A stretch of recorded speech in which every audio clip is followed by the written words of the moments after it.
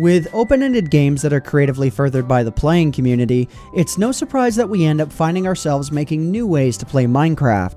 These new playstyles usually come in the form of a minigame.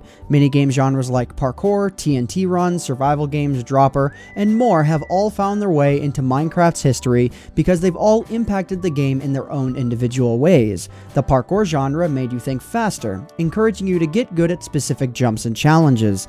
TNT run has you sprinting back and forth, challenging your ability to keep up with your fellow competitors on a mental level, forcing you to keep track of where you and they have gone. Dropper forced you to make precision-based movements in a specific amount of time, and if you messed up, you had to start over. The survival games made you have to play fierce, knowing that nobody could be trusted and danger could be anywhere.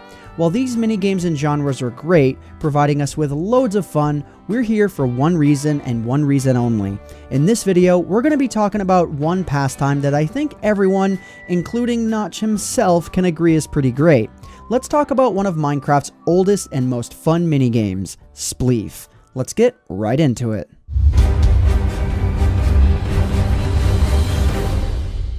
If you've never played the Minecraft minigame Spleef, that's alright. It probably means one of two things. One, you've never even heard of it, or two, you're newer to Minecraft than those who have played it during its heyday. For those of you who've never heard of it, let's give you a quick rundown. Anywhere from 2 to as many players as you can possibly imagine enter a room. The floor beneath you is able to be removed by either punching the ground with your fist, or it can be removed with an item that quickly gets rid of the object, like a diamond shovel to snow. From that point, you and everyone you are up against square off in an extremely intense match of King of the Hill. Your objective is to simply force people off of the floor that they're standing on down to the ground below so that they're no longer in the match. Whoever is the last person standing is victorious. In some cases, the minigame was remixed so that teams could play. Usually these teams were represented by a set of armor in a certain color to differentiate themselves from the opposing group. In that case, when every player wearing a different colored armor is forced off of the field, then the remaining team wins. Other versions of the game included a bow and arrow variant where you would shoot arrows that had been caught on fire at TNT, causing the block to charge and then fall. This allowed for a much different version of the game, where it was about predicting your enemy's movements from afar and attacking when they would least expect it. Many other versions of the game came out over the years, but the most true and arguably most memorable version of Spleef was the original.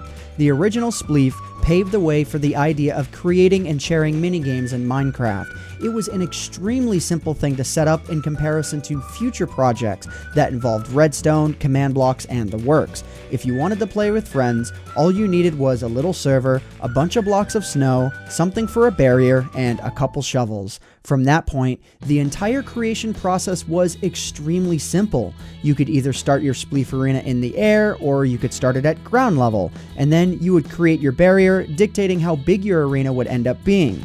After that, you would begin creating your pit. If your arena was in the air, your job was essentially done for you because the players would die upon landing. But if it was on ground level, you'd have to dig out a hole or something. From there, you begin adding your snow blocks from within the barrier, and after you've created your arena, you are ready to hand out your shovels and begin playing the game. Spleef was a very interesting game because of just how easy it was to set up. There was no initial complexity to the game, it's just a bunch of snow blocks and shovels, meaning anyone could create their own arena and have fun with minimal knowledge of Minecraft itself. Many players found themselves enjoying the game in their free time with their close friends, as public servers weren't quite as prominent in the community yet. Because of this minigame inspired creators to find even more ways to make their own fun. From that point of view, you could call Spleef the catalyst for innovation in Minecraft in terms of the entertainment department.